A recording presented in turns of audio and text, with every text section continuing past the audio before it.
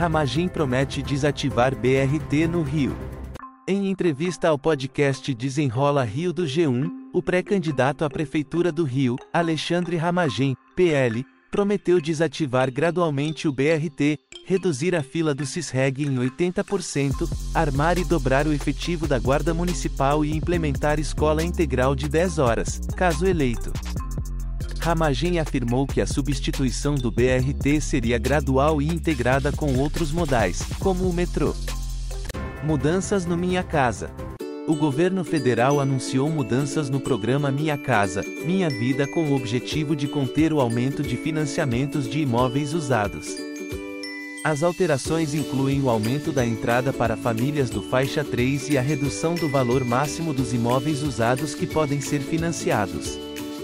O governo visa, com essas medidas, preservar o foco do programa em atender a população de baixa renda e estimular a compra de imóveis novos, o que gera mais empregos.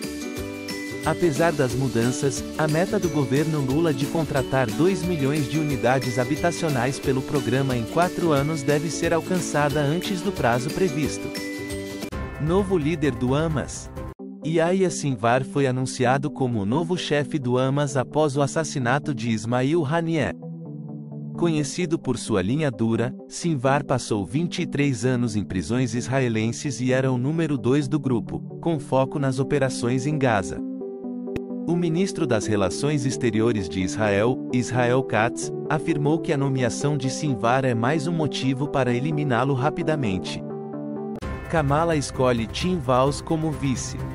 A vice-presidente Kamala Harris escolheu o governador de Minnesota, Tim Walz, como seu vice para as eleições presidenciais.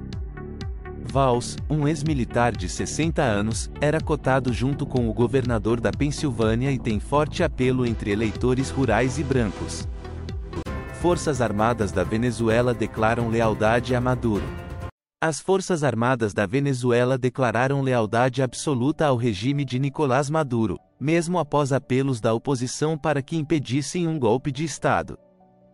O ministro da Defesa, General Vladimir Padrino, reforçou o apoio a Maduro e divulgou vídeos de comandos militares em diferentes regiões do país demonstrando lealdade.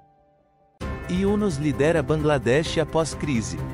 Após a renúncia da primeira-ministra Sheikh Hasina em meio a protestos, o Prêmio Nobel da Paz Mohamed Yunus foi escolhido para liderar um governo interino em Bangladesh.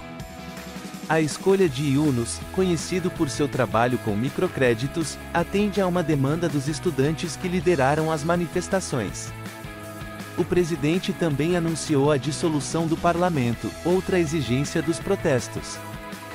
Os distúrbios resultaram em centenas de mortes, mas a situação se acalmou com a reabertura do comércio e o levantamento do toque de recolher.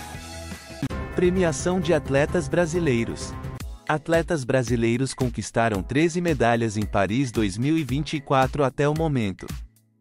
As premiações em dinheiro recebidas pelos medalhistas são consideradas rendimentos tributáveis pela Receita Federal. Dividendos da Petrobras no segundo tri. Analistas do Bank of America projetam dividendos robustos para a Petrobras no segundo trimestre, chegando a 2,8 bilhões de dólares, apesar dos altos investimentos e da queda na produção. Eles estimam um lucro operacional de 1,24 bilhão de dólares, impulsionado pelo aumento do preço do Brent e pela desvalorização cambial. No entanto, o lucro líquido deve cair para 2,1 bilhões de dólares devido ao impacto cambial. China mantém embargo à carne de frango do Brasil. A China suspendeu as compras de carne de frango do Brasil após um surto de doença de Newcastle no Rio Grande do Sul.